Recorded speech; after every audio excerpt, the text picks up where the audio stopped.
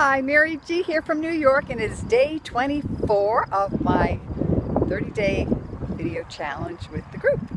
And interestingly enough, today I was thinking about stories and, kind of like putting together, I've put a chapter together already on a short version of my story of how I came to be and do what I'm doing today with the tools of access, and showed a little bit of my journey.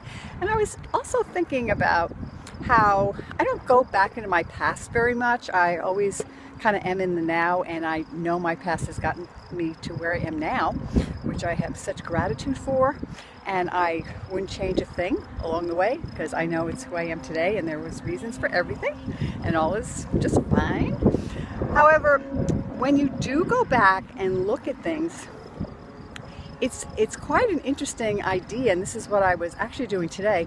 As I was walking, I was thinking about the choices that I did make, which were based on, of course, my conditioning at the time and what I could and couldn't afford, obviously, in the space I was in the Matrix at that time, growing up in the 60s and 70s, going off to college and things like this.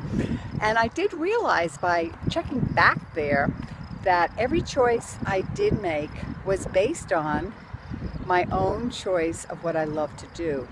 And that was really fun for me. And looking at all the different big choices that I made during the path of the trajectory of my life and where it took me to up to now, I realized, and I kind of always knew, but I'm kind of stating it now to myself, because of course I'm talking to you, but I'm talking to myself too, that I was very independent of the Matrix. I was seriously never controlled by this 3D right here, this Matrix that is kind of controlling so many of our minds and our, instilling fear and all this stuff. I was very controlled as a young child, and I kind of like quietly rebelled, and as soon as I got away from that, I was not making choices in the Matrix in the way that the majority of people were, which is really interesting to look back on and note about myself and yourself. And I think it's a really great idea. Do it if you like. You probably are doing it. Some of you aren't. But the neat thing is, when you do that, you can actually congratulate yourself being so independent of everything going on out there, and congratulate yourself for especially the choices that you really liked, because of course we always tend to like and look at the choices we liked to move on. However, I made big switches in careers, big switches in where I lived through my choices, and I enjoyed all of them up to the point of that new change in choice. So I just am sharing this because I like tell people, don't look at your past, move forward. If you look back, you can't, move forward, you'll trip. However, there's an important reason to do that on occasion, and to note it in your life as you move forward, all that you have done out of the choices of your joy and your love for what you do. And it just is more honoring of your being and your persona in this lifetime right now, when you are aware of that and what else is possible for you now, what else is possible for me now.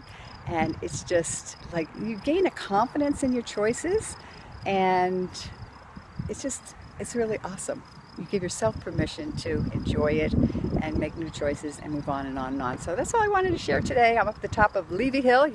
I'm sitting at a bench at Levy Preserve Memorial Walk, and I thought this would be a nice place to take a video with a background. I'll just give you a little 360 here. If I move a little bit around, you'll see oh, there it is. There it is, the windmill. It's really wonderful.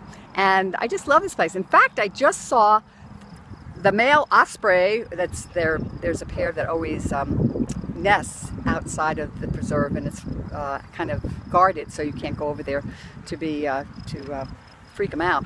And they come back, well, they're probably here year-round. I'm not sure of their extent of migration north. I'm not that into the osprey per se. I know more about the owls and the other hawks, but that one, and I've come here, and it's this time of year, they're always there. They're feeding their babies, and today I've been looking for a time to get a closer picture of them with my cell phone, and today one flies right over my head, and I'm looking, I'm going, oh, that's the male osprey. And if I had the camera out and ready, I would have had him. So I would have shot him with my camera.